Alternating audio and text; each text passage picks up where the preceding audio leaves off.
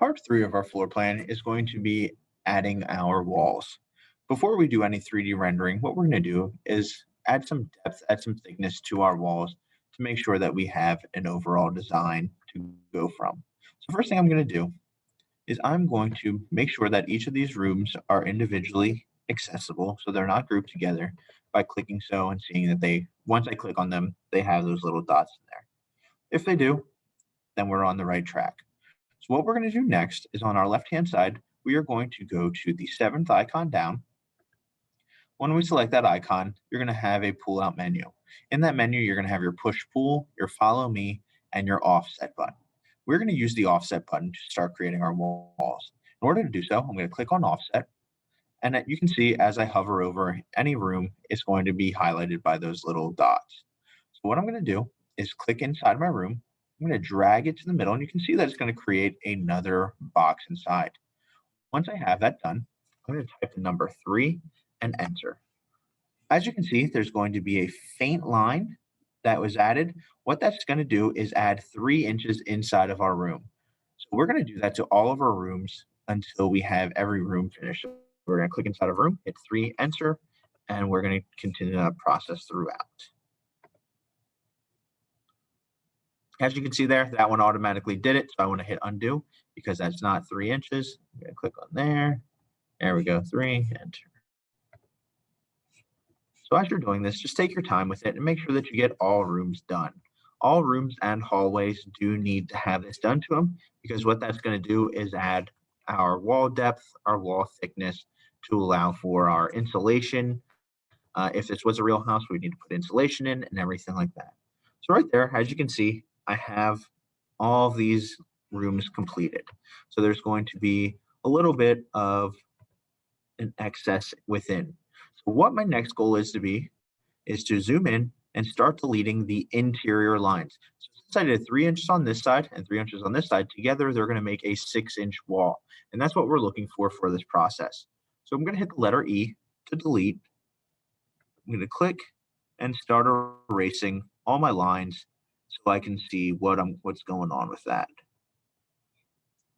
So I want to make sure that all these lines are getting deleted because that's going to allow for my wall thickness, and that's where the insulation is going to end up going for this process. So you can see that it's a very slow process because there may be quite a few areas that you're going to need to know what to do with. So as you can see, I'm going through, deleting all these lines. Oops, I accidentally selected the wrong one there. Selected the wrong one there. That's why it's important to make sure you're zooming in and selecting the proper lines. There we go. Now I believe at this spot I have everything highlighted that I will need. So what I'm going to do from here is zoom out a little bit, hit my letter O, and then it's going to allow me to rotate my screen so I can get a little bit more of a 3-dimensional look at this. After I have this point, what I'm going to do is zoom in a little bit. I'm going to go over to that icon again, the 7th one down, which is offset. I'm going to now go to push pull. I'm going to go inside of where that line was. So where I have my walls, I'm going to click, go up.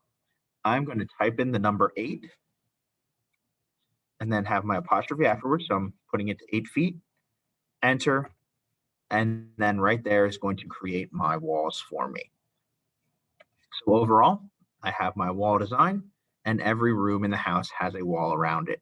Interior walls all have 6-inch walls, which is going to be what we're going to be basing our standard around. That's including drywall, our 4x4s, our 2x4s, our insulation, everything like that. So it's all going to be 6 inches, and you can see it does add some depth. The only thing that's going to be different is our exterior walls are going to be only 3 inches, but we'll deal with that when it comes time to it. So right there, that was how you are going to create your walls for this part of the assignment. After this step, the next step of the process is going to be designating where your windows and doors go and everything like that. If you would decide to have an open concept, so let's go back. say I don't like all this information here. I don't want there to be walls right here for me. I will go through then and eventually create those things. So if you have an open concept, I would still recommend that you add these walls. And then after this point, we will eventually take some of those down and make it so it's more of an open concept for you. But as of this point, I have all my walls done. I'm going to hit save, and then that's going to be the end of this process of creating my walls.